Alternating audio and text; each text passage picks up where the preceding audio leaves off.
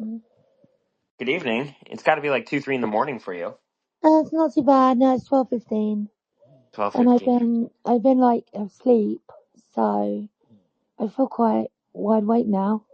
That's good. Yeah. Damn, you're Well, just. what time is it for you? It is 7 p.m. I'm on Eastern time. Oh right.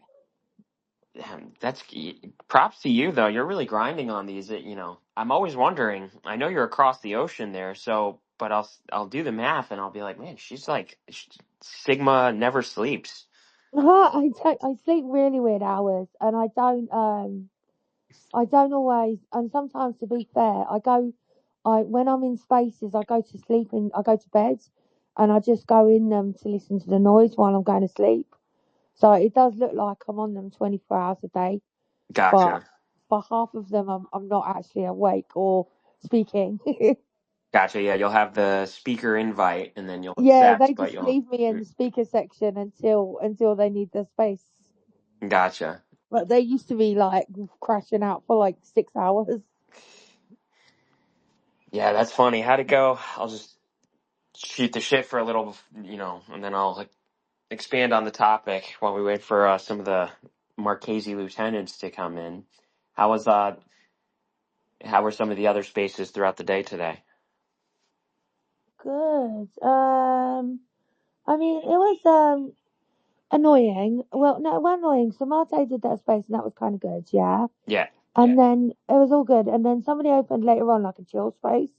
And I was like, oh, I'll go in and like, just have a little chat and see how people are. yeah. And Uncle Tom, bless his soul, he brought up the simp thing all over again.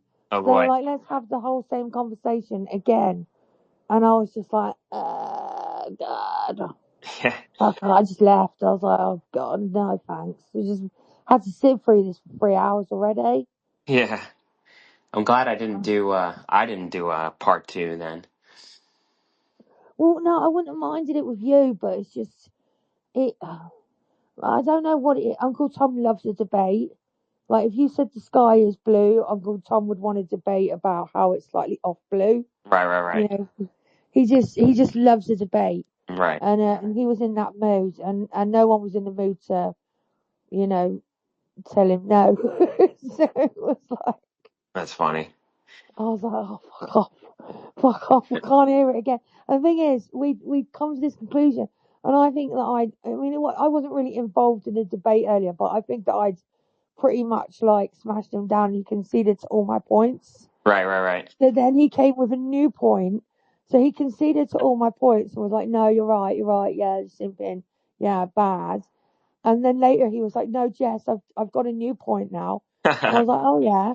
And he's like, simps don't exist. So I want to have an argument about that instead. He went to the halftime. Yeah. It was the halftime talk in the locker room, and then the coach drew up the new strategies and all of that. So then he was like, "All right, it's game time, second half." I was like, you can't say they don't exist. That's funny. I guess I was it's like, a good exercise to try arguing anything and everything. yeah, so that's just him all over. I mean, I love him to bits, don't get me wrong. But I couldn't stop laughing. Because I was just like, bruh, where do you come up with these things? Like, you could just say that he, like, conceded too many points. And he was like, no, must find a reason to win. That's funny. Yeah, those guys go hard over there. So props to them. Yeah. But, most people in in that group are just like, I don't know, I think we just have some sort of what's the word, attachment disorder to each other. Yeah, that's funny. Yeah, well, the term for when people have like a weird attachment to like e-celebs or internet celebrity or any form of celebrity is parasocial. Like Yes. a one-sided relationship wherein you almost like try to make like they're your friend, and like this is evident actually in the fitness realm. Maybe this is a good starting point of this fitness realm. A lot of what I talk about with the gym and everything is people being dishonest with themselves. And one of the ways in which they do that is they'll have a parasocial relationship with these fitness influencers and even like call them by like first name and not their pseudonym. And what's evident there is there's this false linearity, this false association. They think that they're fit by association, which is to say that they think that if they're like friends with the big, strong, tough guy that's online, the quintessential model for fitness, being friends with them means that they like relate to them, right? If you're friends with people who have something in common with you, and if what you're talking about all the time is the gym and that you like the gym, you have the gym in common with them. And if you have the gym in common with them, you must be like at their same level of fitness, because they wouldn't be able to relate to you as so strongly if you were just like a gym noob. Therefore, QED, I'm actually a fit, big, strong bro. And like, that's obviously just not what happens. Like, these people who do that, reality is they go to the gym 2, 3 times a week and half-ass for 20 minutes. And then they do more talking about fitness and optimal hypertrophy in the luteal phase of the glucose maximizer of the, the concentric and decentric deload of your muscular overload. And it's just like slow twitch fibers. It's just like, bro, shut the fuck up. Like, they try to bolster the image of being fit without actually having to do the fitness. Oh yeah, you see a lot of that in Manosphere. Yeah, You see a lot of that with Manosphere dudes, definitely. they A few of them have been called out for it, and it's been a bit awkward when they've been caught out for like chubby, chubby wrist posting. Like pointing and they took a photo and their hands in it, and you're like, hang on a minute, yeah. look at those fingers. Yeah, and that version of that is people who feel powerless. And I know everyone's heard a million times, oh, you're insecure and that sort of thing. Like, it's gay and retarded and low IQ and libtards or feminists do it, but there is something to be said for how the average person, really in any realm, in any set of the internet, neighborhood of the internet, they're there to meet some kind of emotional need. And to your point, when people point out that hypocrisy, they point out that people are manosphere or red pilling or whatever to wax masculinity, to wax toughness. Look, I'm edgy. I'm taking the harsh opinion. I'm receiving the bad end of criticism and so forth. And they do that all in the name of emotional resilience or discipline or masculinity. But then to your point, when they do a wrist pointing picture and it's very clear that they don't carry that over to the gym, it follows to say, well, hang on, you're really just doing the easy thing for the hard credit. You want the manly credit without having to do anything manly. It's not really all that manly to yap and to take the contrarian opinions that aren't even really contrarian anymore. It's not contrarian anymore to really be red pill or anything like that. And you don't receive, you might get like shit on the internet or something, but overall, it's just an example of talking and putting on a performance, putting on an act to feel powerful, to feel like a man without actually being a man. So, Yeah, there was a guy that was a big, not an influencer, but he had a big account. He was about 12-15K, uh-huh. and he was part of the Red Pill group, but he was like a woman shamer account, but like parody. But I got on really well with him. I still get on well with him, and he got called out for being fat, because he'd sort of always gym bro Max, but it turned out he wasn't a gym bro, and he went quiet for a bit. But then he came out and he's been doing like all this work, and he's like lost loads of weight. He's been like sending me pictures and stuff. He's actually proper started gym maxing as a result. Mm-hmm. So I was like, well, that was good. But Yeah, it's a pernicious thing. I have the concept for Marchese methods. I've been working on this for a year now. but like when I was younger, I had the idea to start like the fitness bro thing and everything, but I couldn't bring myself. There were two problems I had that just I really struggled with. And firstly, the the fact that it's like these guys that are fitness, my one picture here, but if you notice when I do my Marchese maxing post, I'm relatively fully clothed, and that is because like 80 to not even 99% of the time, these fitness guys who post their pictures of them, shirtless and everything, like it is a sexual advertisement. It is an ask for female attention. And it's specifically deploying the effeminate strategy to attract women.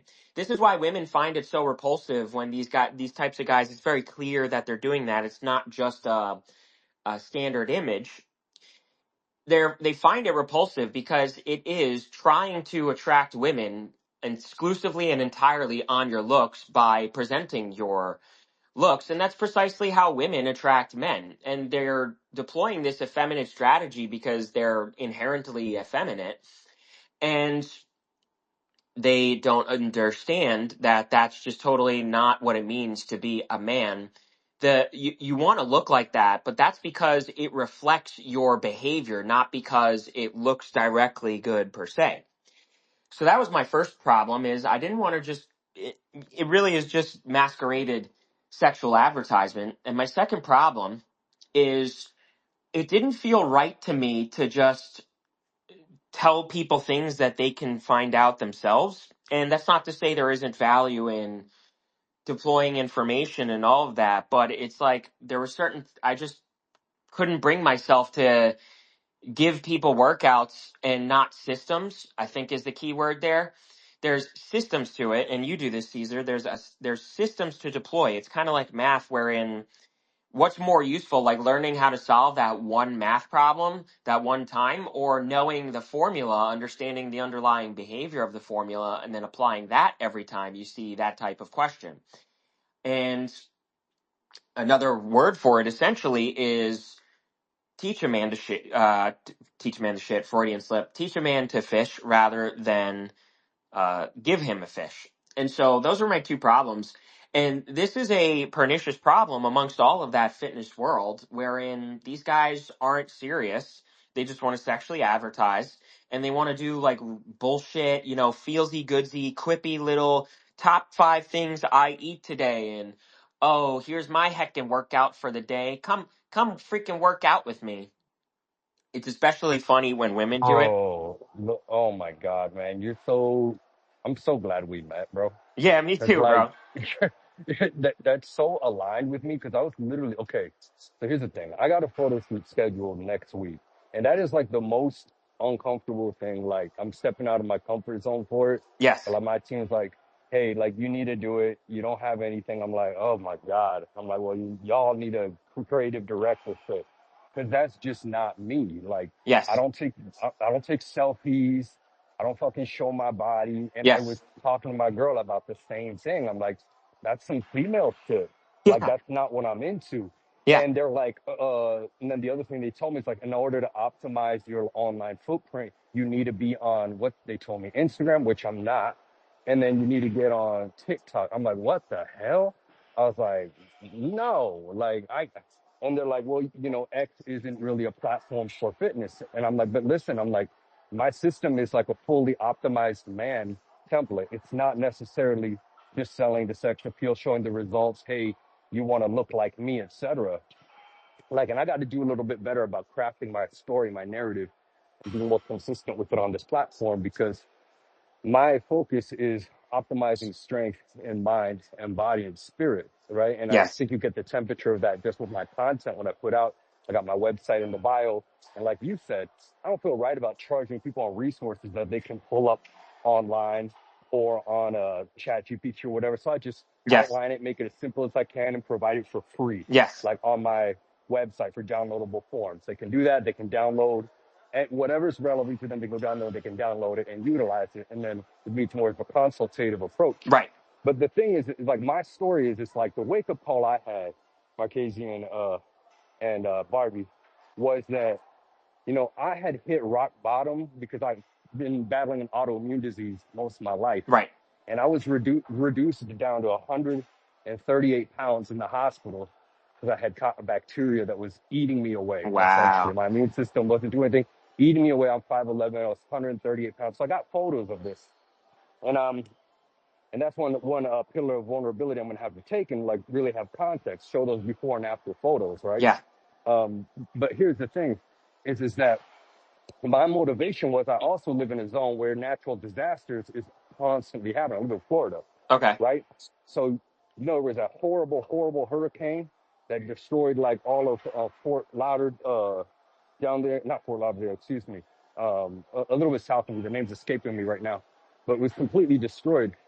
So we were prepping for that hurricane. While I was in that condition, I was sick. Yeah. And I just couldn't live with the idea that my family or my loved ones would be able to potentially die or be in harm's way because I wasn't fully optimized with my physicality, with my strength, Right. with my perspicacity to prepare, the essentials Right.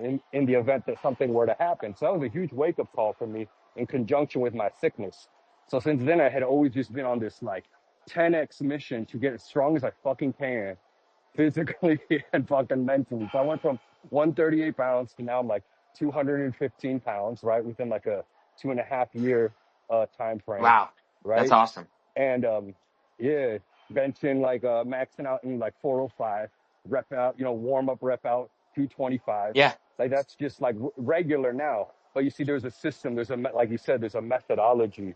There's something that I want to give people, meet them where they're at, and show them how they can optimize it. But really, like we were talking about therapy the other day, there has to be a reason bigger than yourself, Yes. not just the vanity, not just wanting the six pack, not just wanting to fucking like sexy max online, like you're saying, you know what Yes. I'm saying, with the photos and stuff. So it's really the key pillar is identifying what is the key value behind why you need to be an optimized man, why you need to actually be as strong as you possibly can mentally, physically, and spiritually. Identifying those markers is going to, basically strip them from any sort of need for motivation and reinforce that discipline on a daily basis. So that's why I chose X because it's more coded towards content, more coded towards conversation, towards like, having analog content that people actually have to sit through and decipher if they want to follow you. Yes. You know what I'm saying? Versus just I can post selfies all day and shit. Like my girls will be like, "Oh, you so fucking sexy." Why don't you show-" I'm like, I'm not trying to show myself. Like what the fuck? Like this is me. That's not my personality. You know Right. what I'm saying? So it's like I want to network with like people like you, people. The other gentleman that we recently met too. He's a bodybuilder, but he's super intelligent. What's his name? Marte. He debates a lot.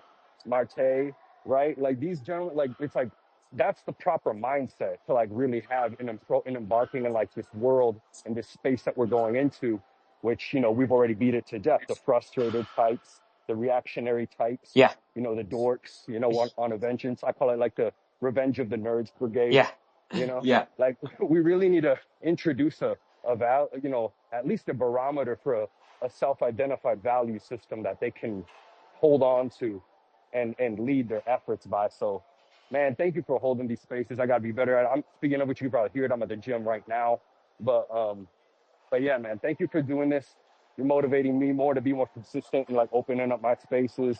Barbie, I love your spirit. I love when you join my spaces and your contributions. I haven't seen you in a minute, but it's good to have like a very, and I mean this in a less cheesy way, but the divine feminine energy in the space, in the building. So I appreciate you. I appreciate Absolutely. that. Yeah, but I'm gonna drop mic and just get back to listening to you guys and chime in. But I just wanted to, kind of give you kind of like where my head's at, man. I know we chopped it up in the DMs and stuff, but wanted to really like lay that out and say that I feel something great cultivating, within like the movement. Yeah, absolutely. Well said. Yeah. It is the X is the place to start and everything because this issue is an issue of the mind, an issue of behavior, not information. We know what the answer is to all the workout stuff and all of that for the past however many years. But what are people's problems? People's problems are they're still not getting in shape. They're still not looking the way they want to look. They still really resent themselves for not going to the gym enough, but simultaneously can't bring themselves to do it. And I'd say an even more pernicious layer to it is one of the reasons too that I finally arrived at I can do this insofar as I can orient this towards the information is free, the content is free, and if that's enough for you, that's enough for you. You know, you don't have to pay me or anything. But you know, the part about behavior change, the part about establishing a relationship and the behavior change to arrive at that foundational set of values that transcend your brain, transcend your neurology, transcend your feelings and primal needs and even like long-term primal goals like this will get me more sex. That is the real coaching there. That is the real lesson there. It to get you to go to the gym much more consistently. And I arrived at the idea for that, and therapy is by definition behavior change. So that's how I enrolled in everything, and I always knew I wanted to be a therapist anyway in this capacity. But it follows to bridge the gap between that and the gym because it is the perfect way to do it, to understand and evaluate your sets of thoughts, feelings, and emotions and flip those switches you need and have that foundation to get yourself to keep going to the gym. And the problem that I was made me so resistant to starting too was there's also this pernicious gym culture problem wherein now there's an element to it where people just want to be a part of the gym culture and tell all the memes and be in on all the jokes and all the comments and all the group chats to make themselves feel like they're just not a part of something on some kind of team. The set of cool kids who aren't the heckin' degenerate normies who heckin' don't go to the gym, but simultaneously they're giving themselves that credit. They're giving themselves that certificate of I'm a gym bro with the 3 times a week half-assing and, you know, fucking snorting pre-workout, those types of fucking frat bro dorks. And I saw that as a foundational problem, and I said, I don't want to participate in this. The gay and insufferable, not funny jokes, the hardy har har, rest day, is that what muscle is that, and how do you train it? Hardy har har. That's like funny and cool if you're actually seriously like that. But that people participate in this culture to fit into something and to be fit by association, to be fit by extension. If I know all the jokes about fitness, then, and I say them in front of people who don't know anything about it, it's going to follow that they are going to say, oh, wow, you're like a gym person. And the con is they reverse engineer it to then say, oh, well, they look at me and they think that's a gym person. They could only possibly think that if I have the look, therefore QED, I have the look, I have the physique. And it's a foundation, it's a fundamental denial of fucking reality because you obviously don't look like that, you fucking dork. And you know you don't look like that, and you know you're not doing enough to do that. So that is the online problem. To your point, and this is just like me and you exchanging ideas a little bit. I started doing TikToks a little bit, but what I realized was I can just do a combination of clips from longer form videos for TikToks and then just throw some stupid brain rot audio on it. And I can also do TikToks wherein I just speak my tweets every day. You know, your tweets are short form content, so it just follows to just when you have the idea, because I think managing the ideas and getting the ideas is tricky too, just saying your tweets to a camera instead, you know, every day, and that way it's a natural set of extracting your ideas from yourself. So Yeah, it flows a little better with like that. Like even when we're having this conversation, it humanizes it a bit more. There's so much that goes into tone and yeah, cadence. And there's something that I wanted to tell you as well.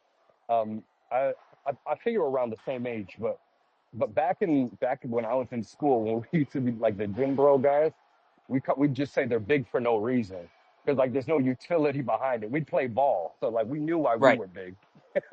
You know, and I think you served in the Yes, military, sir. right? Saying thank you for your Thank you. service, man. Um, so we know why the fun. At least I know a little bit of the fundamentals behind why you were Yeah, fit, right? But then like, so what is it now? There's like this vacuum of vanity, right? Or like you said, it's the equivalent to what I hear a lot of females throw around, and they're saying like a male-centered girl or something like that. Kind of applies the same for a guy, yeah, right? Like you really like become like a female centered male. Like you're doing all of it to attract women. But like from my perspective, maybe you and I, we got our bellies full because we already got our situation. So we don't really care about that. But when I think about it is that if you're a if you focus on just being a competent and well-rounded individual like that, the female option is just going to be a byproduct Yes. of it. It shouldn't have to be like this encoding in this game you have to play to attract females. If your focus is on optimizing yourself mentally, physically, and spiritually, you know, you're going to have the components of being a competent man, which, and the byproduct of that is female attention. But the primary focus should not be the female attention, thus the vacuum of the gym aesthetic and what that's kind of created with social media and perpetuated that kind of metric. You know what I'm Yeah. saying?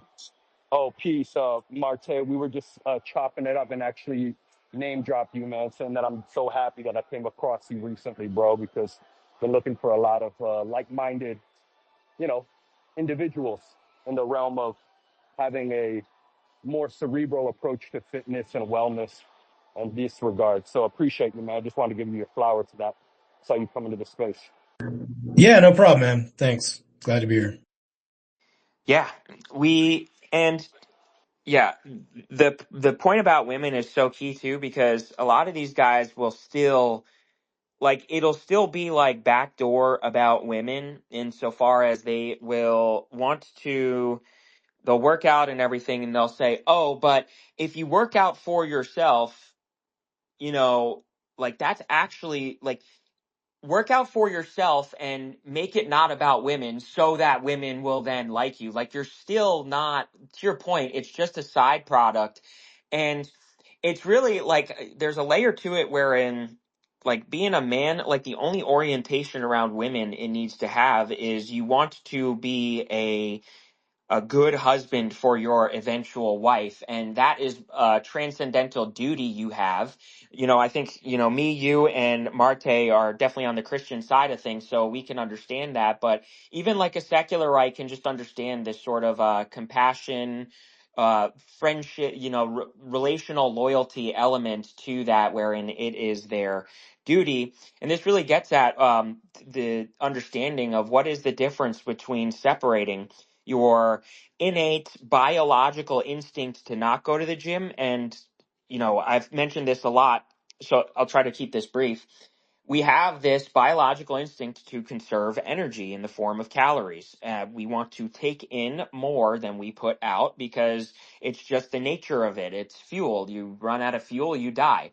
This evolutionary part of our brain functioned and served us well up until agriculture, up until really the Industrial Revolution, because you still had to actively pursue sustenance every day. You could not get away with just sitting around or even just a half-assed drive to the supermarket and getting a full meal.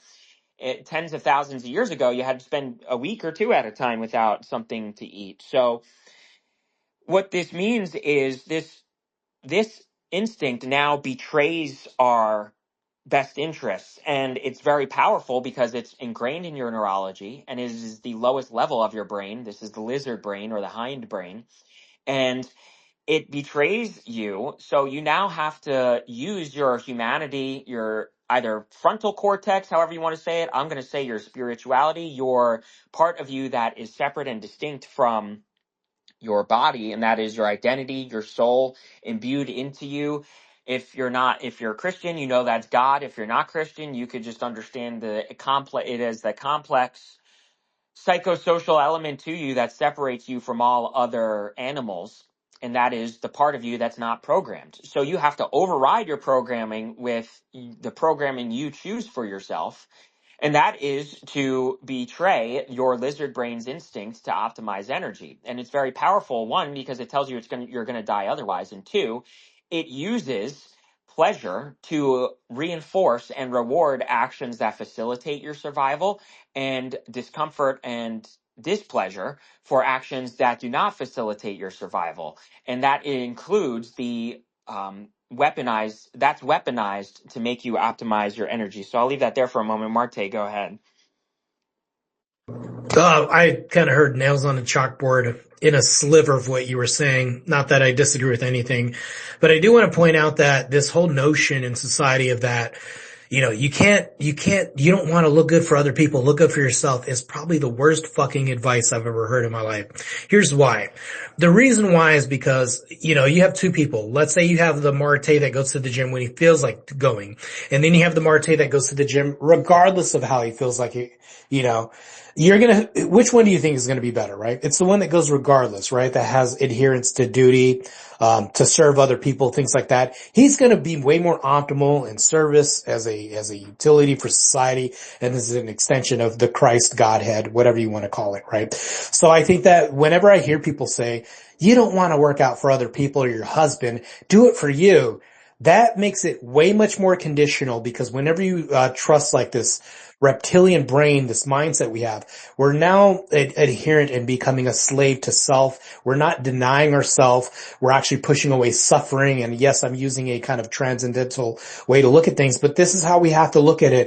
This is why bodybuilders use the term suffering. This is why we diet. This is why we fast. It's all not to say like we're kind of, monks to some degree, but why do they do this? They don't do this for self. They have a communal sense around them to where accountability is not subtracted from this whole process. So I think that if, let's say that Jess was my wife and I did this for her, I don't want to look like a fat ass and I want to be able to come downstairs and stop the intruder, because she feels safe. Not only this, but in a presentation when we walk out in public, people see me and it presents as an obstacle and people see this and they're like, damn, that's a walking fucking deterrent. I don't have to mess with him to know that he could put hands on me and stuff me in the trash can. I just inherently know this through just looking. So there's optics, all this other stuff, which depends on other people outside, external to ourselves.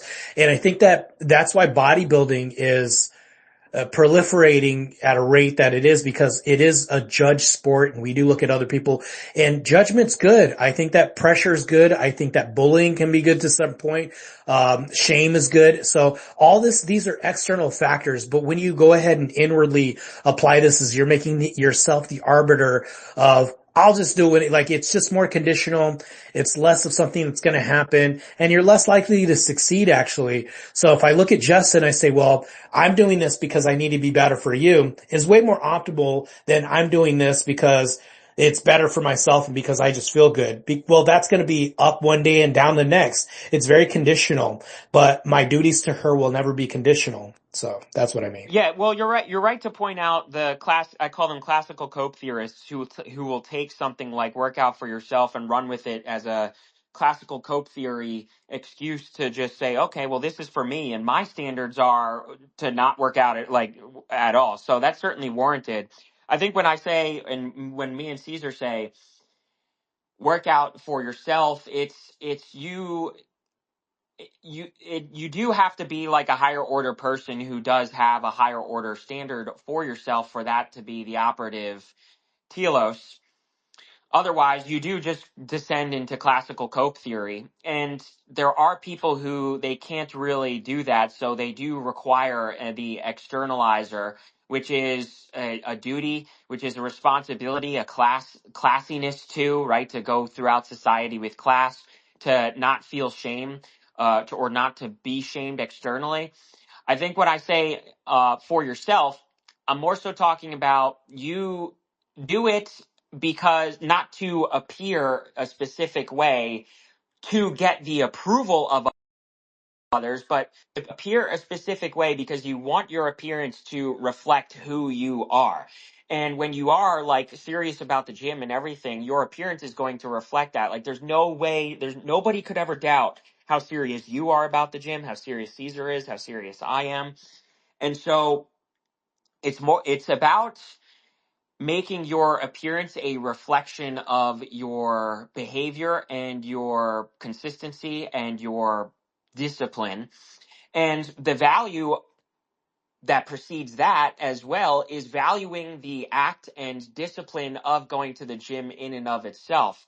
When we talk about shame too, when shame is internalized, the internal shame is from not keeping your promises to yourself and not doing what you know you actually want and or need to do, that is best for you, which is the gym for everybody. And so, So it's yeah, truly going to be external. It's whenever we follow your trail of logic, it's going to lead to an external. So which is the outcome. So I totally agree with you on this, and we're in agreement on this. But I will kind of preface this with you too. I'll ask you another question real quick, just to kind of engage. Even if I did, let's presuppose that I did do this for Jess, and it was just for her. What would be the fault in this if it was only for her, as long as there's an unhealthy overcorrection of this? What would be the fault? the fault would be it's not really having a value of the internal power it takes to override that low level instinct within you. So I'll just use my story for example. I said to myself, and like this does start externally, because I said to myself, if I am to ever be taken seriously as a man, if I'm ever going to wax masculinity, I know that one thing about it is it has to be authentic. Namely that I can't go around prancing around being a leader, being in charge and all of that and telling people what to do when I can't tell myself what to do. I can't control myself. And so I figured too, I didn't want others to control me, so I had to control myself. And so I literally imagined it, and this was before I even knew what the superego and the id was, but it's fascinating that you can arrive at that.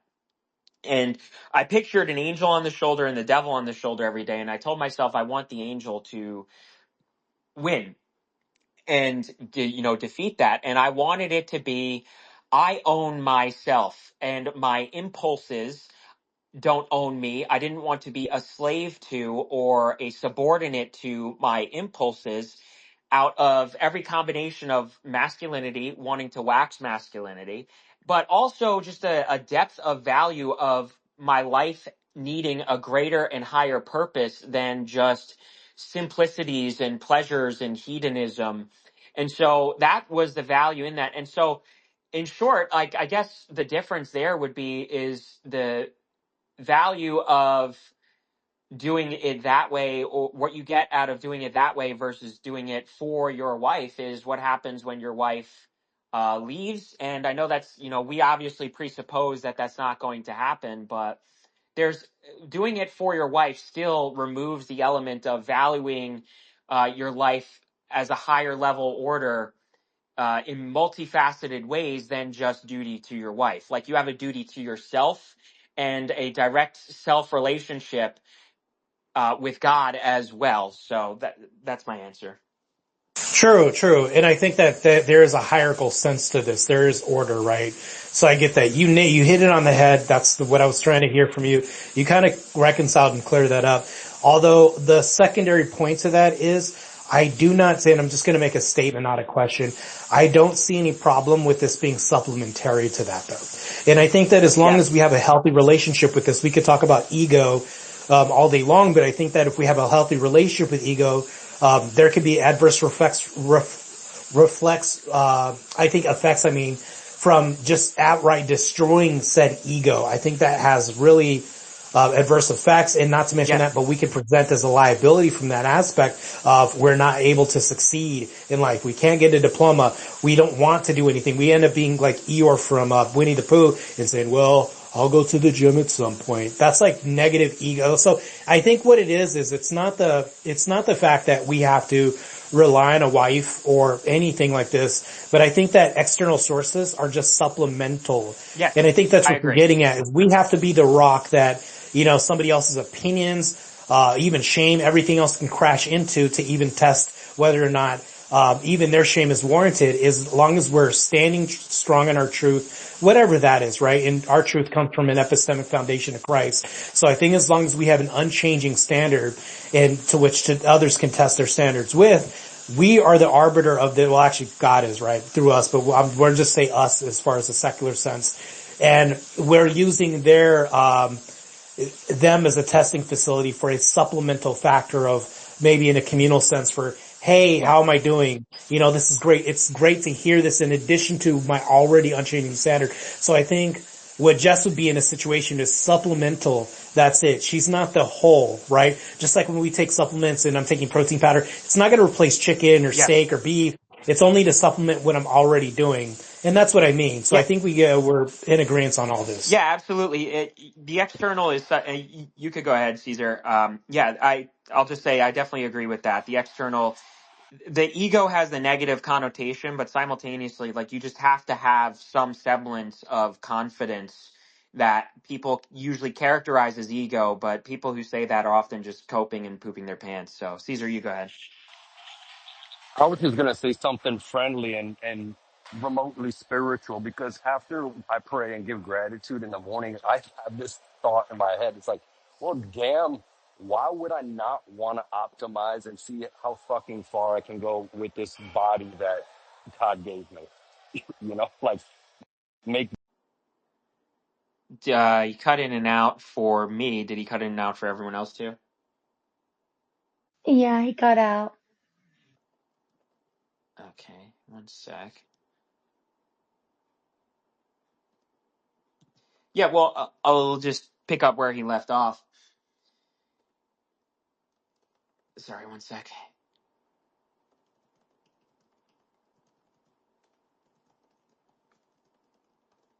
Uh, yeah, so the there's also living on Earth and living with your humanity, and your humanity is going to want to have confidence and is going to want to have external accolades, approvals, and all of that. And you do want to occupy higher echelons of society, and this is one of the ways to do so, not only because it grants you access to networking resources and all that stuff and just generalized an easier time establishing relationships, but it is your body's manifestation of your spirit. Your body looks that way because it is you. It is an accurate reflection of you and your identity, and you just want that showing because you want to present yourself to the world, especially with confidence. And this stuff is the human element that does certainly supplement in that it is rewarding. Like, there's nothing wrong with a reward uh, in that sense too. So yeah, Sorry, those are all something great points happened to with my make. connection there. Yeah, go ahead. You Sorry could keep about going. that. No, I honestly don't know where it left off. I got a phone call, so but it was just more of a friendly comment. I wasn't getting too deep like I was earlier. Okay. I was just saying that if we believe there's the one body that God's going to give us, why would you not want to see how far you can optimize it to provision and protect those around you, and obviously for yourself. The one thing I will say about the ego is interesting is, and I never quite had that thought before until Marte here brought it up, and it's true. Like some of the gentlemen that I've trained, you see, and I'm not sure if this is what you're alluding to, Marte, but I see a shift in their energy, and they do become confident in other endeavors in their life, as far as cultivating relationships, uh, you know, uh, being more assertive in business dealings, et cetera, et cetera. So I see a lot of that, and that is solely for them. Like they weren't doing it for anybody else, and there was an element of the ego that got kind of bolstered, kind of like that resilience and confidence. And excuse me if I'm loopy, gentlemen. I am in a deficit right now, and I'm so forgive me. I'm trying to get my thoughts out coherently, but I'm just appreciating the thought. I'm gonna drop off right now. Yeah, for sure. Yeah, Well, go ahead. one thing I do want to say is, alongside the terms of confidence, that, maybe you're a trainer and whatnot. I do want to say this though, is that, as far as speaking of confidence, because this is an alignment to, like the feedback we get, and what we're talking about is like the supplemental is also the reward you're getting in terms of feedback. Well, the reward depends on what you put out there. Because most times you're going to get back 100% genuine feedback, whether or not it's vitriol. That could be a reward for you too, Yeah. because that could be also a lesson too. Believe it or not, there are such things as negative rewards, believe it or not. Yeah. So if we think about it in terms of this, you have to also then think about the whole term of the whole mindset of confidence that we have, the notion of confidence. Well, this is very tricky because a lot of people will be told, like, and I'll just give you a very simplistic example. I'm walking into a room and some boy tells me, or somebody tells me, maybe it's a friend or somebody, Marquise, you say, I need you to walk in there and just be confident, right? And I don't know or set a foundation of what said confidence is. I just think about it as like a mirage. You walk up to it and you find out it's not water. Inevitably, that's what it's going to be to people. And it's going to be very disappointing because it's fleeting and empty. Now, this is what I'll do. I'll tell somebody, you'll tell me in the next case, in a different example, you'll say, you just need to, when next time you walk in that room, you just need to be more competent. Yeah. So this is a harder thing to fake.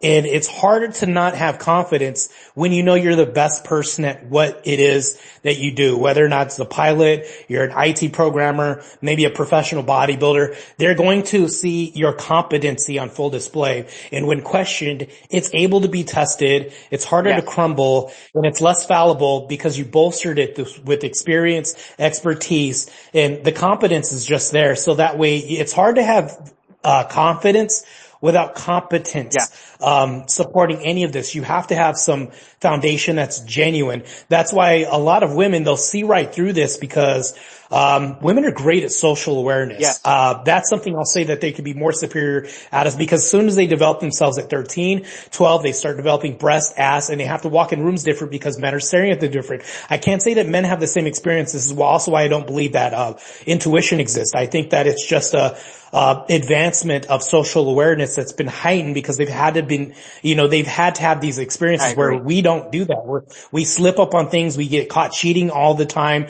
because we're not as well versed as they are walking through life. We don't have the same journey. So I would say more so it's on women. That's why I don't think that, because subconsciously they'll notice on the first date that you left your phone up, you left it on silent, things like this. They'll notice on maybe month 3 that you now take your phone to the bathroom. Consciously, they may not be aware of this, but then they'll tell their girlfriend and say, you know, geez, Sandra, I don't know what it is, but I think he's up to something. Well, no, it's not that because subconsciously your social awareness is so heightened that you've noticed that he's taking the phone, but you don't outwardly will say this to yourself. So that's the thing though, is I think that competence, is extremely important. Nobody ever talks about this. They just throw around the notion of like, well, just act this way. No, because that's very fake. And when you deal with a subset of society, of like women, for example, they could see right through this bullshit. And it's not like, anything like intuition, nothing like this. You're dealing with a class of society that has a damn near superpower on social awareness over us. They have an edge of this. So that's why it's like, I hate guys who lie. I hate guys. Well, because they saw through the bullshit. What was appearing as confidence is just fake bullshit. And you're wearing this facade on. Why not just be competent at what you're doing? If you're going to be doing what you're saying, you need to be what it is. You're the arbiter more so than this person at bodybuilding or whatever, because she's going to see right through that. And now all of a sudden you're the liar, even though you haven't lied to her. It's just lying through omission now at that point. And it's like, if you're going to do something, you better damn well know what the fuck you're doing. And you can't feign confidence walking in rooms. We're all talking, this all, is in alignment with what we're talking about, is development, right? Your development had better be genuine. It better be pure. And if you're a screw up, just say you're a screw up. There's nothing wrong with that. Say you're in a developmental phase, something like that. That's more confident than just saying, hey, I'm the man, and walking in and then they can see you're not the man. So. Yeah, absolutely. Competence is the backing for confidence. And in a way, another version of that is you keep your promises to yourself. And when people say go in with confidence, they sort of say present yourself without any fear of what it's going to be. Present yourself, don't judge yourself or don't be fearful of that judgment. You won't have that fear if you know you have the backing through competence and through you take action. In the gym example, right? I mean, you'll go into a room or something or whatever it may be, and like no amount of shit talking somebody can say to you, oh, well, actually, well, being a bodybuilder makes you look fat. I've gotten that before. Actually getting big, you actually look fat. And it's like, there's no way that could ever get through to me because I know what I do and I know what I look like, and I have that backing because I do it and because I've accumulated all the years of skill development and that sort of vein. So Yeah, that's very hilarious because somebody can just come up to me, and this happens all the time. You know, you're lifting wrong. You're doing that wrong. I'm just like, I look at them and they look like they just got to the The gym that day. nerve, the nerve, bro. The audacity. yeah, and that's the type of stuff that's like this classical cope theory mechanism wherein if they can delegitimize the way that you lift in some fashion, if they could say, that's actually not correct, they think that implies that your physique is now delegitimate, which then implies to them that they have every excuse now for not looking like that because it's somehow this like gay reverse engineering where they say, oh, okay, well, he's doing it wrong and he looks like that, but because he's doing it wrong, that must mean his look is wrong. And if his look is wrong, I'm now excused from not looking like that, QED. Or So, you start to demonstrate the fruits of your labor, like your physicality starts to really show in a robust, vascular, defined way. It's, oh, you must be on gear. What's your cycle? Like they'll be asking. I'm like, are you serious? My cycle is get up, drink a bunch of water, fucking hit the car, keto, eat my Yeah. macros, gym, and then again run, and then gym. That's my cycle. There you go. yeah. Nah, because it's the same. It goes into the same vein, right? Like it's like there's this sort of like they want to project their lack of initiative, lack of discipline into your own psychology. It's I don't understand that because I don't operate that way. But it's like why would you want to impede on somebody else's momentum when you're seeing progress? It's a sort of like projection of doubt that you're trying to foster upon somebody else. You guys were talking about, I think, in another space too about a sense of shame, like when you go to the gym and then you go or like you work out, you do something and you go to the beach and you take your shoulder off and then it evokes shame into somebody else. Was that you, Marte? I think somebody was talking about that. And I had a similar experience because I like to work out at the beach. Like I live like 4 minutes from the beach. So it's like, I like to go work out at the beach. And I used to have those thoughts. Like, man, like there's gonna be people lounging there. They're gonna be eating. They're gonna be doing their thing, and I'm there looking like a douchebag doing my shit on the beach. Like, it came to a certain point where I'm like, you know, fuck it, I'm doing this for me. Like, this is the beach. I need to get that iodine. I want to jump right in the water. I know how good it feels, the cold plunge right after I do my circuit. Like, fuck everybody else. But that you feel that shame projection.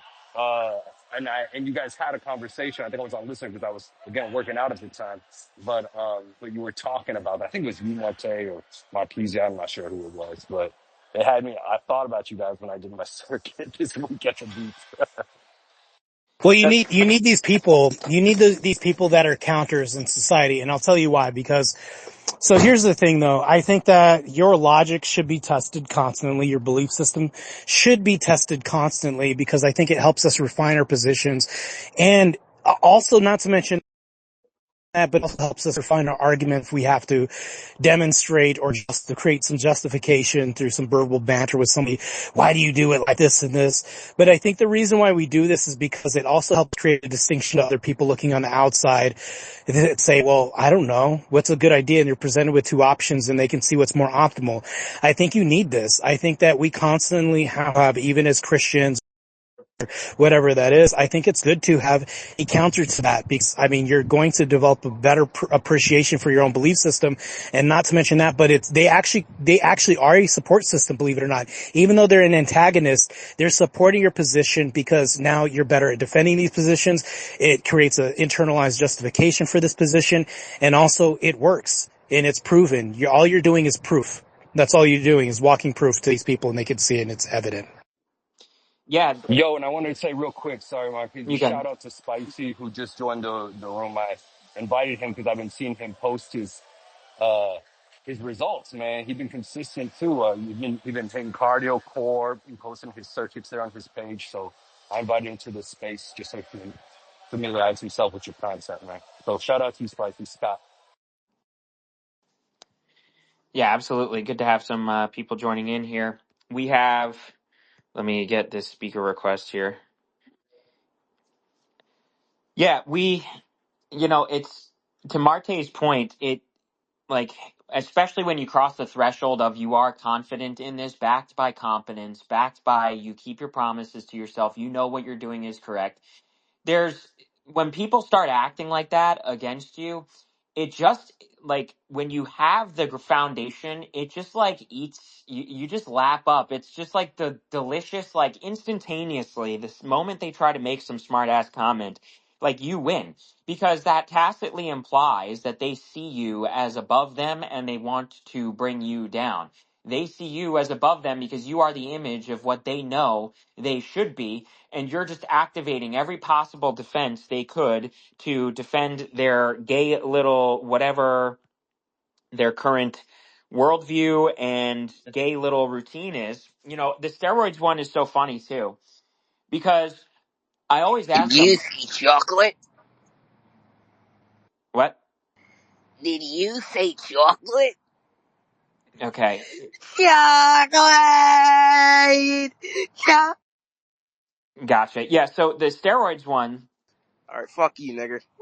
is funny because you they try to imply that Hey, there's fuck some you, sort of nigger. I don't give a fuck about your nigger inauthenticity. race. Bitch ass Okay, nigger boy. let me kick this Hope you guy. get diabetes and die, nigger. Anyway, the steroids one is so funny because they're trying to imply there's some sort of inauthenticity. And firstly, that always comes from this stupid idea that you just inject steroids and then you just magically get bigger. As if all steroids do is it just makes you more capable of more working out. So, and you could probably correct me if I'm wrong, you know, if I don't have that fully right, but so they're trying to imply there's some sort of inauthenticity. And the funniest part about that is they're going to wax this moral superiority thing wherein they say that because they want that to be the case, because they want to then say, well, the only possible way to look like that is if you abuse steroids. And if you abuse steroids, well, I could never do that. That's unhealthy, dude. So therefore, I guess that just means there's no possible way to look like that for me because you have to do steroids. So it's this eternal game of trying to find every justification, excuse possible to be what they currently are, to so that they're excused from the god awful, torturous discomfort of working out much higher and much better.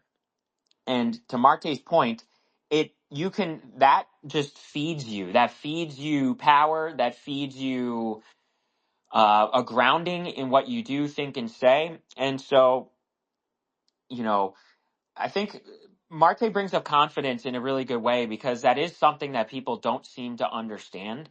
And when we back it with competence, though, it makes perfect sense because there's just no challenging that. Like if you're good at what it is and if you're good at what you do, you have the backing and anybody can huff and puff at you. And the key distinction is your barometer for competence can't just be better than everyone else at something because someone somewhere is going to be better than you at whatever. You know, like for example, like Marte's obviously bigger than me. He's obviously stronger too. Caesar, you're stronger than me in many ways. You've already mentioned your bench and everything. So like a lot of people conflate the competence idea with I have to be the absolute best. I have to have the best numbers, so to say. But ultimately, you can back your competence, or you can use for your barometer for competence that you are doing everything you can and you are challenging yourself to the fullest extent to yield results. And how those results vary and change and all of that, that's a separate category. So. No, I totally agree with you on that. But I would say with the whole steroids thing, what it actually does is it's to just make it more concise is it's a recovery miracle Yes. potion. I'd say that. So just to make it simple, it just helps you recover faster so that way you can get more put on more muscle, so that you can hit it harder next time, so that way you're not your body's using food better, right? Yeah. It's all that's just recovery, and so your sleep is better. Everything is it's just a magnifier of certain things that you're already doing. Because here's the thing: you can go ahead and presuppose that we could just take an injection and then we're going to be amazing at what we do, right? But think about it: if you don't eat, if you don't sleep and do everything else, and you just use that by itself. What we could use is we could use a format of a process elimination. Let's say that you just take steroids, if it's just this, right? But you don't train, you don't eat, you don't sleep or do anything else. you're going to gain a lot of water retention. It's going to go away, and you're going to be like, "Fuck, man, I thought this shit worked," right? Yeah. But now all of a sudden, when you imbue suffering in there, there's some sacrifice. There's adherence to like a consistent guideline of maybe a program, something like this. You're going to say, "Well, shit, it now works if I use all these other things that would actually work." But that's the thing, though. It's not a replacement. You know, we could talk about training absent steroids and everything else. You're still going to get big. You know, Exactly, it's just, yeah. you're just going to have to suffer harder. You know, that's all it is. You're just not going to recover faster. The only thing it does is help you recover. That's all I tell people. Point blank. I think they conflate now. Now they're conflating like TRT With steroid. with steroids when you know there's such a deficit just in testosterone in men across the board, younger and younger, year after year, like something like 15% attenuation, like every depreciation, excuse me, year after year. So now it's like if you're even speaking consciously about like, hey, go see your doctor, you know, get your hormones checked, get your free range testosterone checked. They're conflating that. Somebody who just does TRT as like someone taking steroids, like just essentially optimizing your hormones to like where they should be, baseline of where they should be. And maybe I'm off the mark. You tell me what you think, Marseille. But it seems pretty clear cut to me that the testosterone levels of like the guy our age now isn't the same as the testosterone of a guy who's like our grandfather's age. Yeah, well, it's not the superpower that we think it is, really, because when people tell me, and I get attacked all the time. There's a guy named Blend here who's really fucking hilarious. Oh Lord. This one, yeah. Blend will, and here's the thing though, is like this is my belief system on that, just to kind of sidetrack, just for a bit, I'll get back to it. With people like that, you have to have practice dummies. Bruce Lee was hitting a stick that had arms on it, things like this. You need to be able to, maybe there's a form of self-entertainment from me beating up on people like that sometimes. But it's like, because we know that some people aren't going to grow from conversations that we have from them. But back to my whole point, I think that there's this ideology that, testosterone is just a superpower pill, all this other shit, but it's like, you're born with this. Your body produces this by itself, so you could say your body produces a steroid. So the only thing foreign about this is that it's a synthetic version of what you already produce. So when people try to, make this into some huge, hype train, it's like not what you think it is. All it is just puberty in a bottle. That's all you're giving people. When you talk about TRT, you're already taking what your body should be producing already anyways. You're just synthetically replacing the loss. That's all you're doing. So it's like, no, you're not going to get big. All you're doing is giving your body itself something that your body stops producing after a certain point. That's all it is. It's just, dumbing it down to it, your body produces a steroid itself already. That's all it does. It's just your body's production. It's just a synthetic version. That's it. Yeah. What's up? How you doing, the host? What's up, Caesar? How you been, man? Um, I think with steroid use that people fail to realize that it's gonna be like, oh, if you take steroid, you're gonna be huge, and people just discredit the hard work you got to put like some people, it's like taking creatine and protein, right? You could take in creatine and protein, but if you don't put in the work, it's for nothing. You know what I mean? I think that's the people kind of like don't understand that, yo, it actually does require a lot of training and a lot of sacrifice to go to the gym and constantly. People understand you can take a steroid or you can take as much steroid as you want, but if you don't go to the gym and be consistent, like you're not gonna see the same result.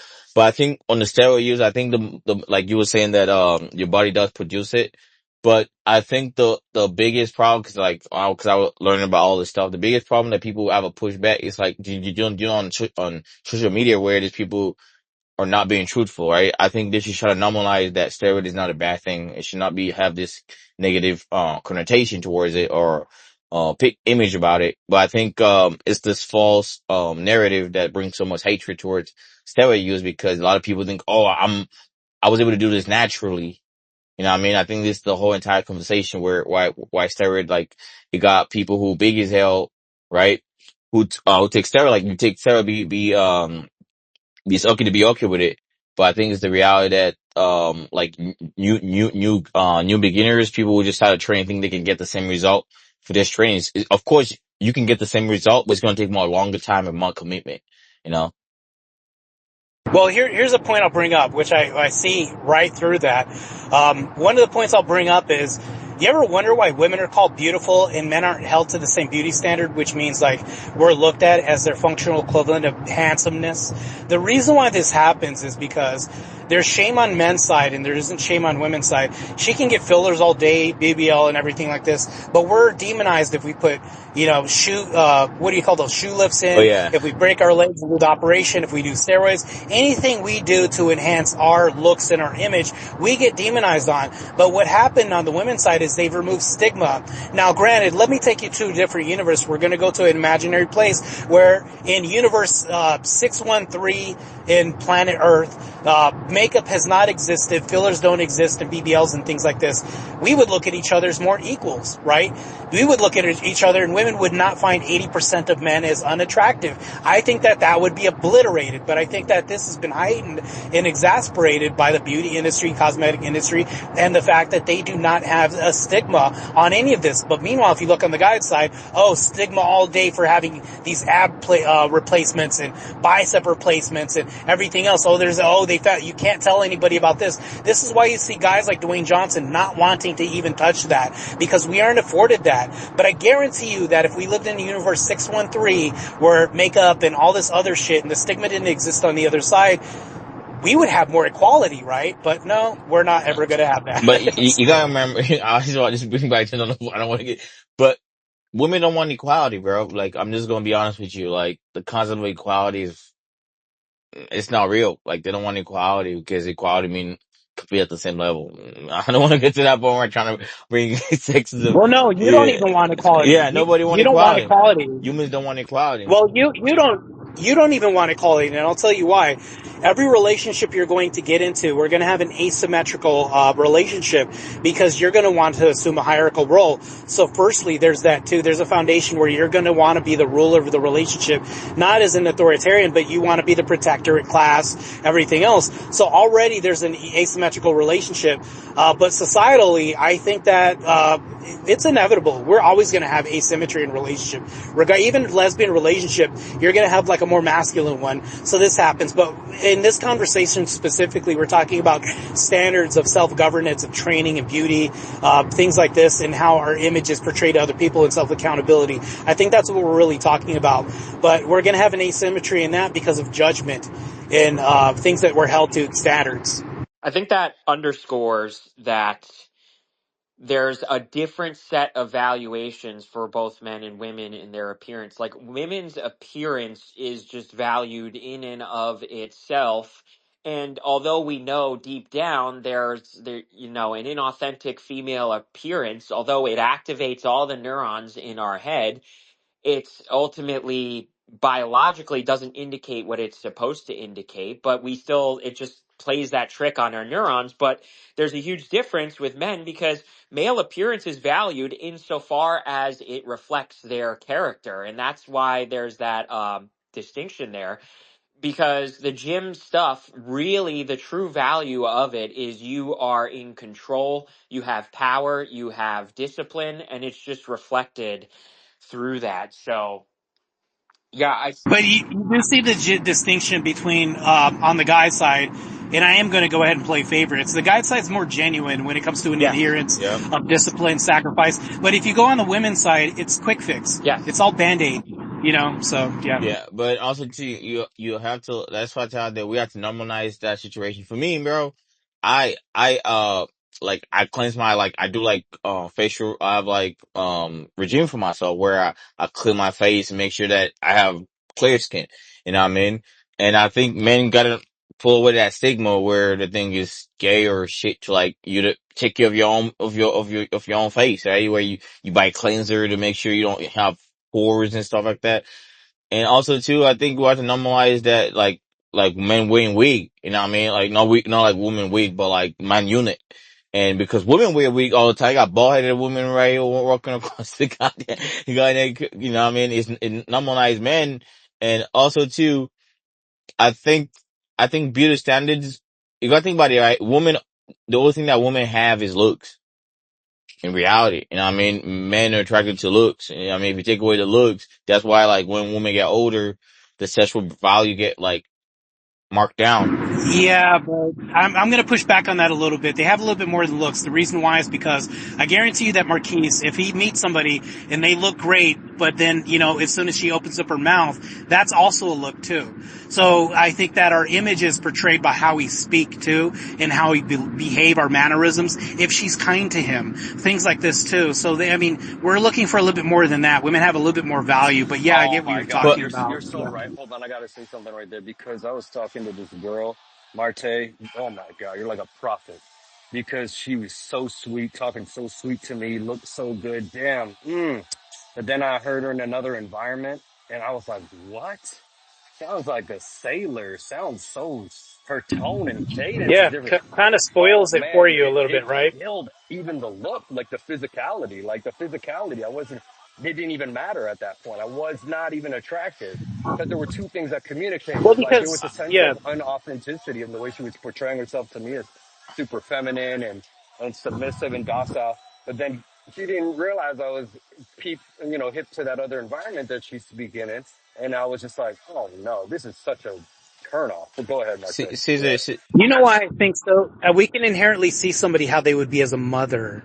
I think that there's a really deeper message here 100%. too. If you imagine them as a mother, they would not be a good mother being like this or conducting themselves like this. I think that hits to the heart of everything, yeah, so. Caesar. I think also too age matter too, because I think the old because for me, as I'm getting older, I don't think starting like I remember like my dating standards when I was young versus now like completely changed, right?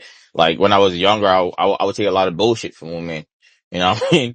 All I care about, oh, she look good, she look that, and then like now it's like, yo, if she don't have like I have some standard I have for them, if you don't have that type of standard, I just like and keep moving on. I think because young men, like especially like people in the 17, 18 year old, they're chasing looks and not about the other qualities of a woman, like being respectful, being a good human nature. I think Caesar, because right now you're at an age where like you're looking for more of a wife, but like No, no, when no. you growing up, I'm set. This was a long time ago.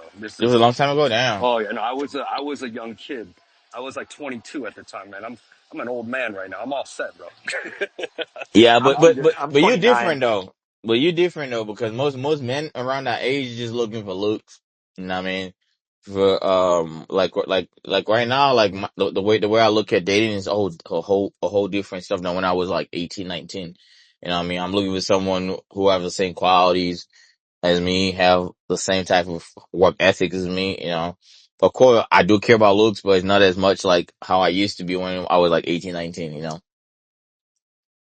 I think that, and this is a good segue to bring it back to our main topic here is that underscores what like the valuation is. What do you value? And it's a really tricky thing to investigate and understand what it is you value, what you find value in.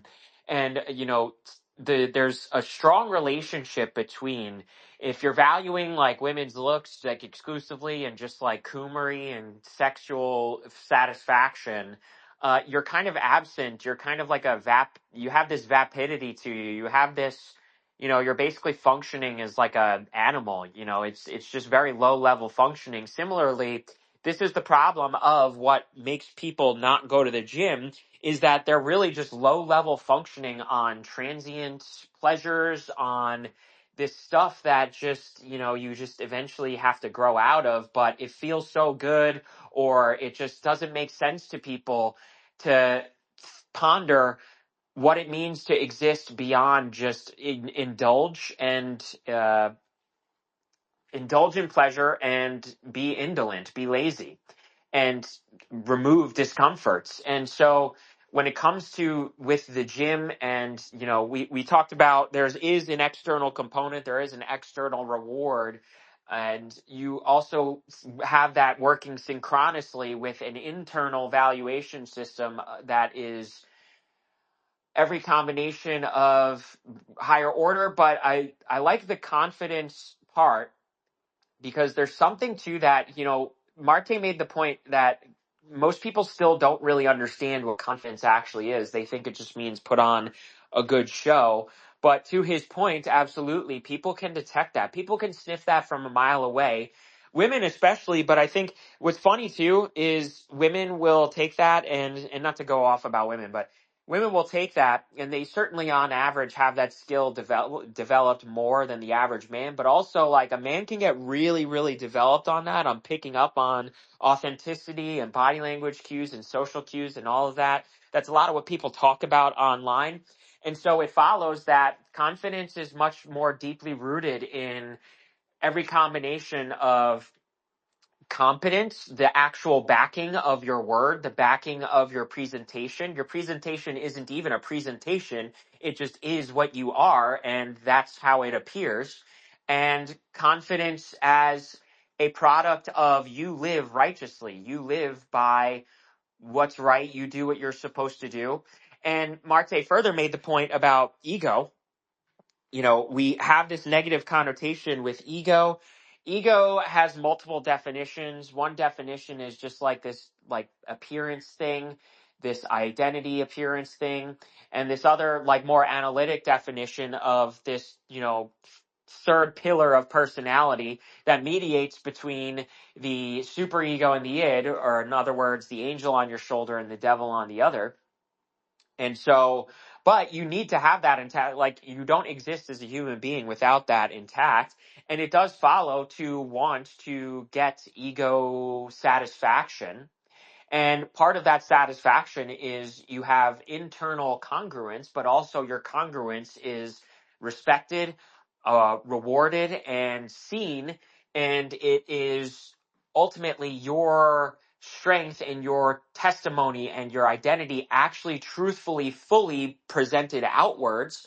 And that can still be scary at times and everything. But when you have confidence, presenting your identity fully and authentically, like nothing that happens is going to change what you think of yourself, how you feel about yourself, because you are grounded in that reality of competence and promises to yourself.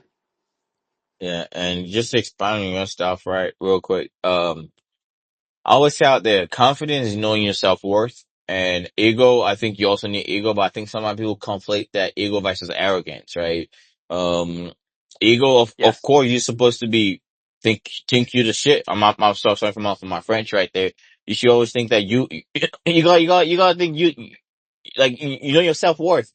And also too, like you were speaking about how people can sniff it out, right? I think if you try to act out of character, something that you're not, right, then you're not confident. And confident basically know your own worth, your own worth, and don't let nobody, change the way how you think. For example, for example, for me, when I go into a room, I have my own morals, I have my own way of thinking, and I don't let people change the way I think, right? For example, right, like, Caesar was saying, right? Saying that he went out with a date and this girl, even though she was beautiful and stuff like that, but her way of talking is not to his level. Now he's confident, be like, you know what? Like like he knows his true worth. Like, yo, even though she's like beautiful, like physical on a surface level, but I'm a man. Like, it does not meet my standards, right? And that's what all confidence about, like, hey, I'm not about to pull up with that BS. You know what I mean? That's all about, be like, hey, I can't take it. And most men, even though they act all confident, right? But they will still bend rules for women. You know what I mean? They will still bend their own moral beliefs for women. They will still try to be something you're not. And I always say out there, if you're not confident, you're not confident. Some people are not confident, or they're trying to be something that you're not. You know what I mean? If you're not this alpha, like I think Drake said that. Remember that tune when Drake said, I'm out here confident as a bee." I mean, One so thing, well, one thing I'll push back go on the ahead. 2 points that you just made. The reason why I hate when people say, I know my self-worth. I think that's really inaccurate, because if you're making a self-assessment on this, you don't really know, because markets dictate what worth is to, and then not to mention that. But I'll give you an example. Let's say that I was, some obese woman on the whatever podcast, and I was talking about, I know my worth. I know that I'm a 10 and everything else like this. I'm really dumbing this down, because I have to make an example. Like, she doesn't know, and we all can tell that she doesn't know. Matter of fact, I'm an IFBB pro bodybuilder. I think I'm one of the best in the world. But here's the thing though, is I think that nobody inherently knows their true worth.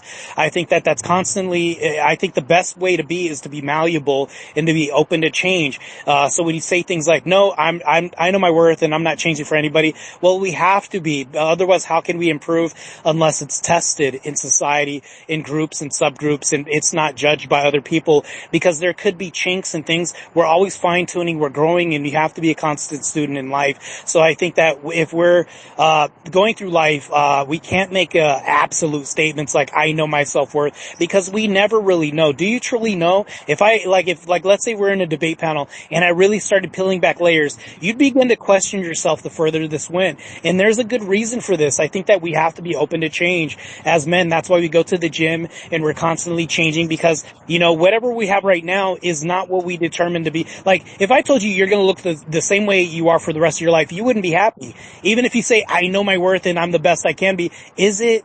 It's like, cause you're going to be around your Jay Cutlers, Ronnie Colemans, and meet people like me. And that's constantly be tested. So I think that as long as you're in a constant shift of growth, I hate that statement when people say that I know my worth, and that means that you're going to be happy with just non-change, and that you're happy and you're the arbiter of, an absolute fact that you know what you are, that you are.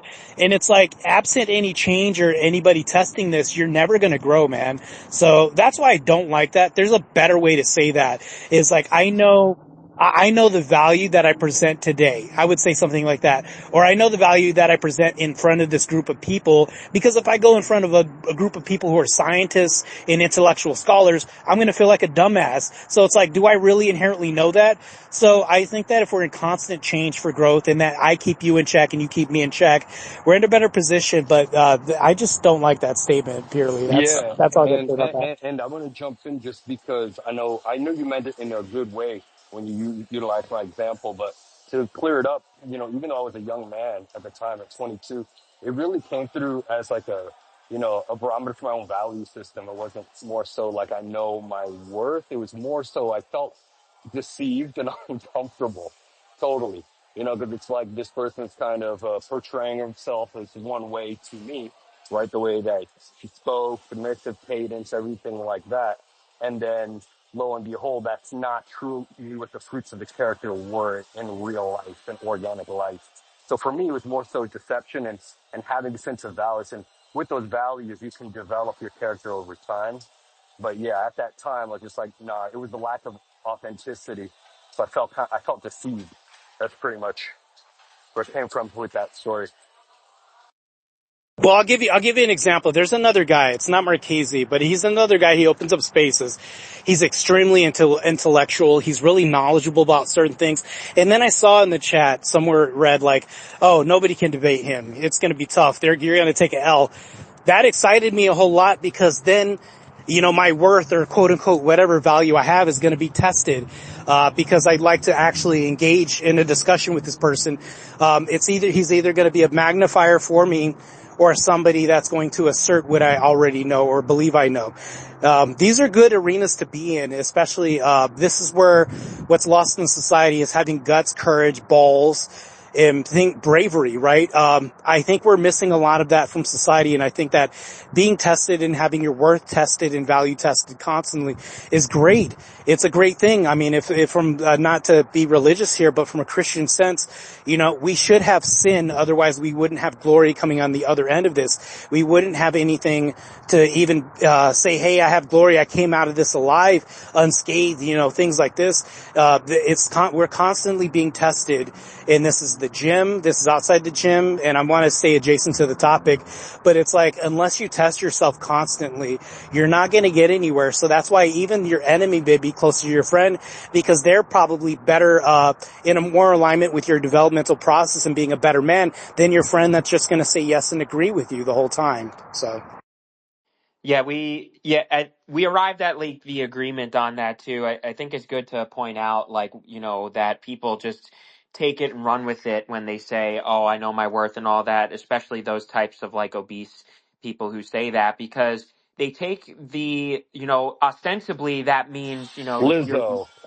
you that yeah, that ostensibly that means you have like your identity is of value, like your personhood is of value. You don't need to feel ashamed for your existence, but they take that and they run with it to excuse themselves from ascertaining a actual value statement by just saying, well, I'm the arbiter now, and Yes. according to my standards, I'm hot, you know, especially these fat types, right? I'm actually Li- hot. And it's just like, to Marte's point, eventually your results will speak for themselves. Like, you're not hot if nobody wants to bang you. Didn't that wear out after a while? Because Lizzo did a hard pivot. Like she's on a fitness Yes. journey right now, isn't she? I think I saw trips of that or something. Maybe it's the Ozempic craze everybody's on. I'm not sure. Yeah, and that just the fact that they conflate it with value too just further underscores that we will not feel good about ourselves unless we do what's best for ourselves and unless we do what we need to be better and grow and all of that. We won't value ourselves no matter how much we try to delude ourselves otherwise. And then in terms of the specifics of the like market for muscle or whatever, Marte is absolutely right that there are just like straight up, there is like a look, there is a standard.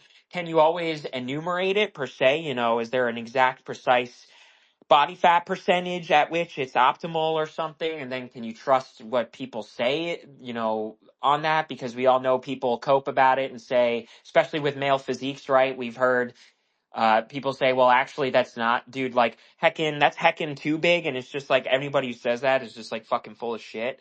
So it's a tricky thing to navigate, but ultimately there is a rightful distinction of when we make these statements to always nuance ourselves with an awareness for classical cope theory, wherein it's taken and just contorted into any possible excuse to not be better, to not do better, and ultimately still not feel any better about yourself because the results speak for themselves and you can't lie to yourself.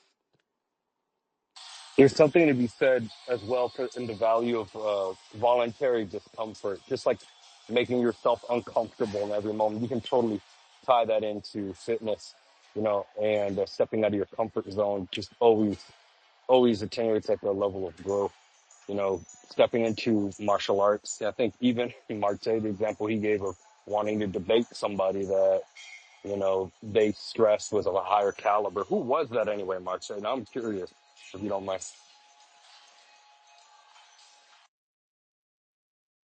I'm trying to figure out who is the master, you know, wordsmith that they were trying to pair him up with, since I don't want to miss that if he's actually going to debate somebody. But you know, I also got the same stigma, surprisingly enough, when I go into jujitsu. So I'll take seasons when I get back into the jiu-jitsu season in here coming up in the fall. And then there's always the same reaction, like, oh, are you a bodybuilder or are you a martial artist? What is it? And that's coming from the jiu-jitsu guys as well. But it always projects that level of insecurity. And those who know about jiu-jitsu, it's like it's highly techniques based, you know, based off of leverage and timing and speed. But, you know, if you can find that balance between the component of power and size with jiu-jitsu, it's like you're always going to have that level of leverage. So, so I always agree people getting involved in like combat sports because it really gets you out of your comfort zone and just gives you a barometer of the temperature of somebody else's like, you know, correspondence with you. So it ties into that level of like physical competence on like more primal level. You know, I'm not sure if any Yeah. of you guys do that, but I will say one thing because I do got to run though, but I want to say I know the guy's name. His name is Common, I think, Marquise. Commonality or something like that. Was he in one of my spaces or is this somebody like that? Yes, he was. His first name's Common All right. I something. I'm don't going to know. look him up real quick, see if I recognize the profile. Yeah. Yeah, that's the guy who I want to debate. He looks like he's really skilled and extremely well versed and educated. So, yeah, but I'm gonna take off, man. It's been real. I always like these groups and discussions. They're always great, man. Yeah, Peace, absolutely. See you, peace, man. Marco. Good to have you.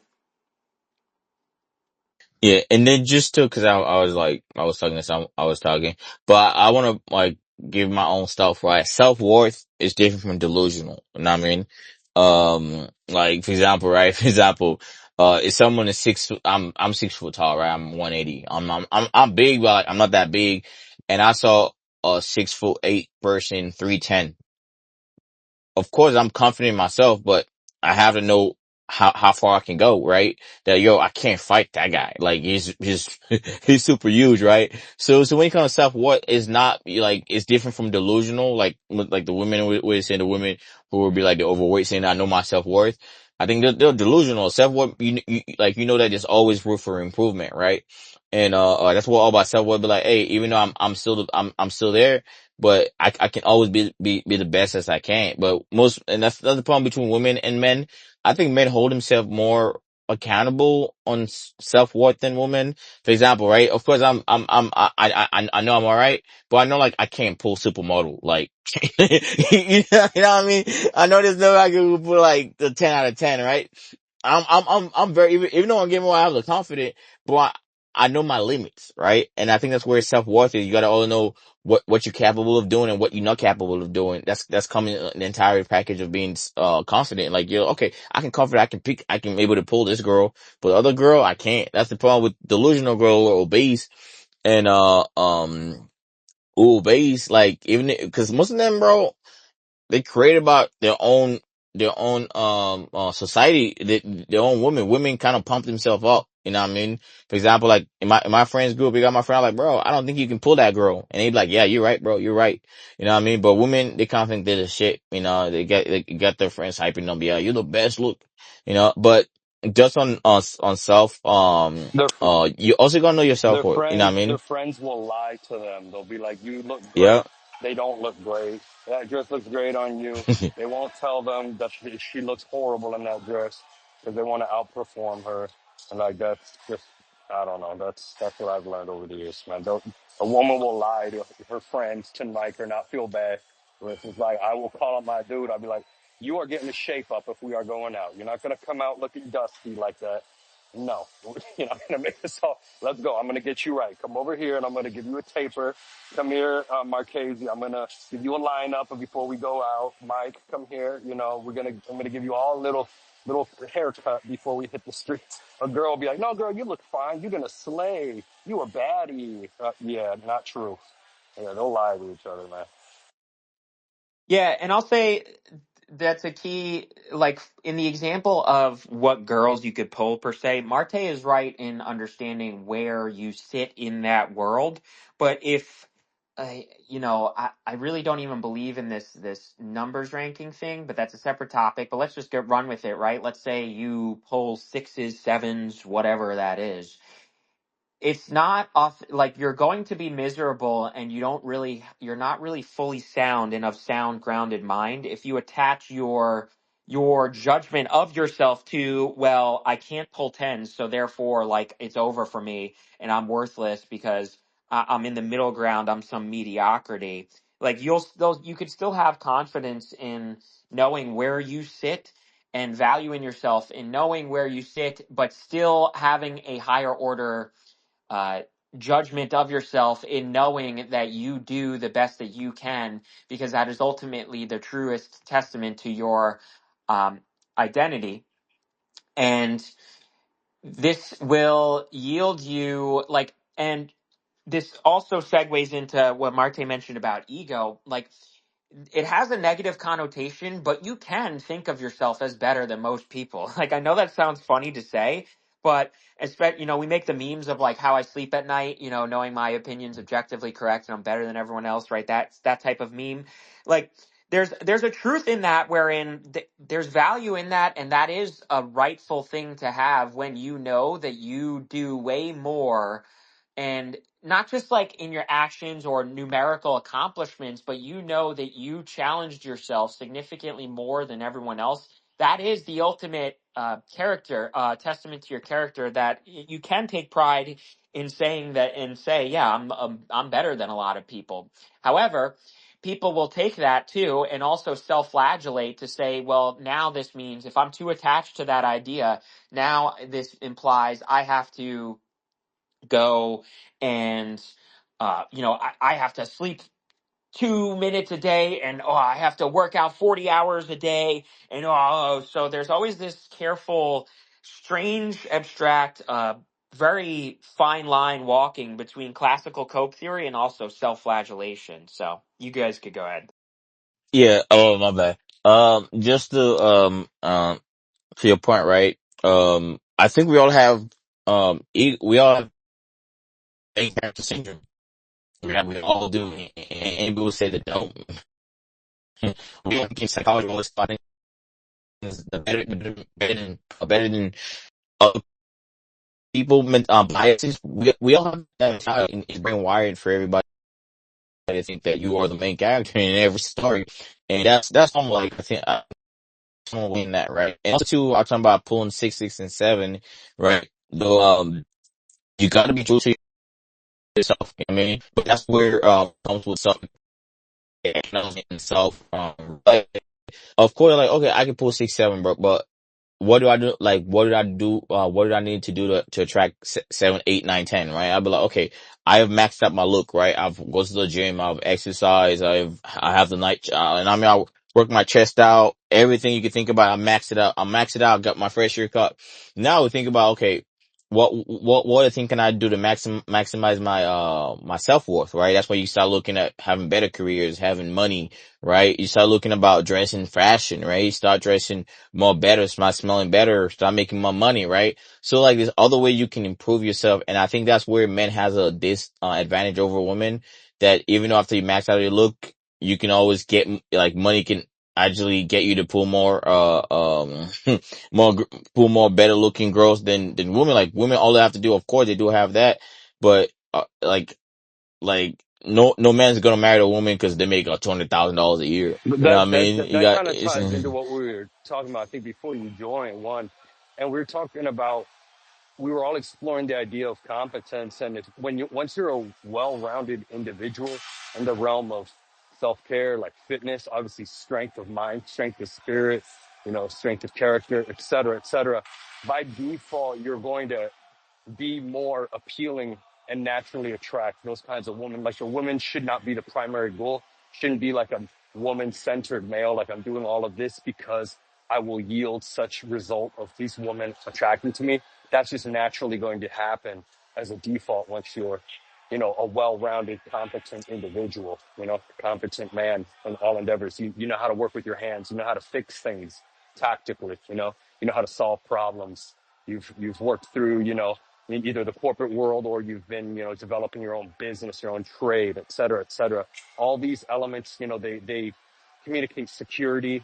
They communicate, provisioning, power, dynamics, all of these things. A woman, since she is socially aware, she's going to already, retrieve her judgment based off of like the whole package, and usually in a fairly shorter period of time. But like, you know, optimizing yourself on the premise of, to attract such said woman shouldn't really be the barometer. It should be like the other way around, like just, being competent so that way you could be a service of yourself in the world. And then naturally those women are gonna, they're going to come to you essentially. Absolutely. Well said. I think I want to start wrapping this one up. So thanks for being here, guys. I'll say, the Marchese methods, the Marchese origin story with this in short was I transitioned to a valuation and understanding of this internal congruence wherein I wanted to control myself so that others couldn't control me. And I deeply wanted to exist and live in higher order existence. And I knew that meant I had to defeat the lowest level lizard brain instinct to optimize energy, which is to take in more than you give out. And that takes the form of eating too much and working out too little. And so through that, I really just sort of deployed all these little techniques when I was like 17. This is actually exactly 12 years ago this month. When I was 17, I told myself, especially because I was working at a summer camp where I would be tired, I told myself I would get up at 5 as soon as the alarm rang. I would spring up out of bed, like no rolling around, no fucking around. I would spring up out of bed and I would go splash water on my face, and then I'd go downstairs and go to the workout. And I told myself I'm going to aim for 5 to 6 times a week, but I'm really not aiming for that per se. I'm just going to say I'm going to work out every day, and every day that, somewhere in there, if I really, really feel like every single possible muscle I could work out is too sore or something, I would then proceed to rest, and I would take all day to evaluate whether or not I was coping and seething and pooping my pants, or I actually seriously needed to rest. Upon those 3 months completed with that, I gained about 10 pounds, and I told myself, why stop there? Because I really, the 10 pounds did do something for me. It bolstered the confidence and everything. But the main thing is I showed myself and I proved to myself that I could just make myself get up every day and do it. And I could ascertain that self-control, that discipline.